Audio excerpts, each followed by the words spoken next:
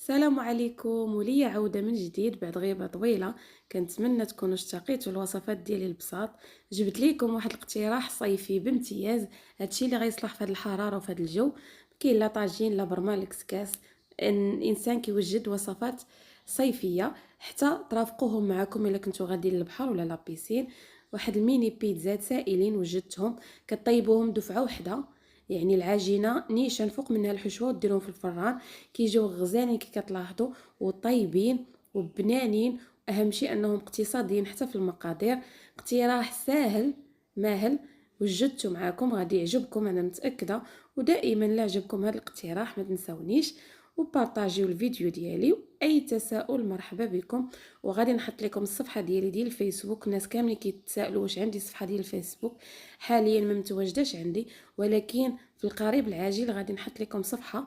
يعني الوصفات اللي كنحط هنا في اليوتيوب غنبقى نحطهم معكم في الفيسبوك، وتبعوا معايا المقادير.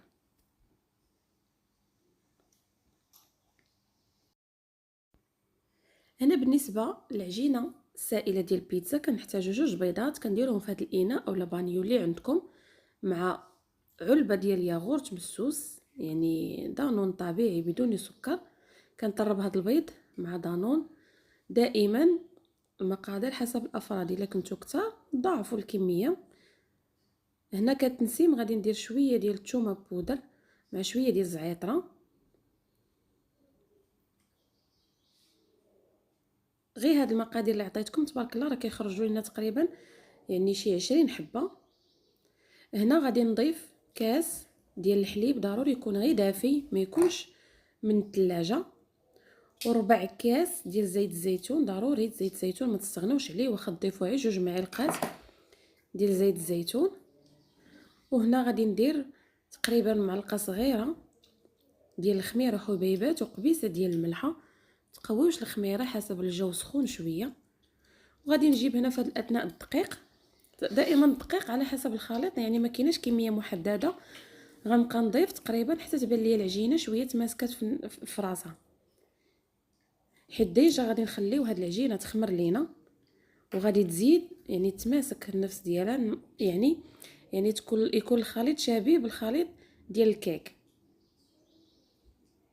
صافي تقريبا زلافه مع عمراش ديال الدقيق اللي دخلت في هذا الخليط. هنا غادي نخليها ترتاح، نغطيها ونخليها ترتاح. ندوزو للحشوه. تقريبا عندي شويه الزيت، غادي نشحر شويه ديال البصله مع الفلافل الملونه، يعني بصله متوسطه الحجم وجوج فلفلات. غادي نشحروهم فوق من البوطه.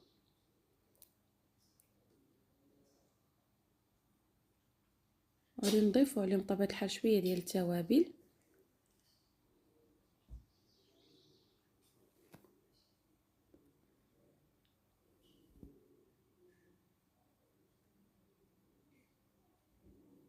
وضروري بيتزا كيتواتى معاها بزاف الزعتر او الزعتر اللي متواجد عندكم. صافي ونضيف هاد العناصر تشحروا ليا مزيان فوق من البوطه. غير كيهبطوا كيدخلهم شويه ديال الطياب. صافي كي كتلاحظوا خليتهم هنا تبردوا شويه. وغادي نجيب واحد العلبه ديال الطون. تقدروا تستعملوا حتى الطون ديال المطيشه ماشي مشكل. انا هنا استعملت علبه ديال الطون، درتها بالزيت ديالها. وغادي نجيب شويه ديال الزيتون مقطع. بالنسبه اللي ما كيبغيش الطون يشحر شويه ديال الدجاج مع الفلفله ومع البصله، ولا يشحر معاهم شويه ديال الكفته. هنا الخليط ديالي بعد ما خليته اختمر كي كتشوفوا.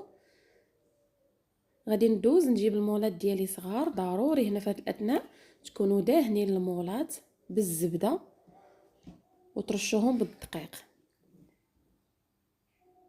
صافي تقريبا غادي ندير في كل مول 2 معالق. المهم ما نعمروش حيت ديجا غادي تضاعف ديك العجينه، يعني غادي تزاد شويه يعني تطلع.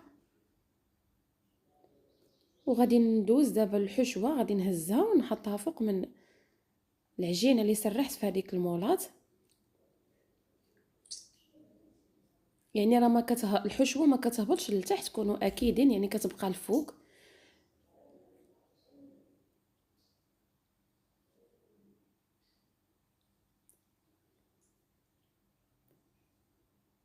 وهنا كاختياري شويه ديال المايز، اولا تقدروا ديروا حتى الكاشير اولا مرتديله محكوكه. المهم التعمار ديال البيتزا كيبقى حسب الرغبه ديالكم.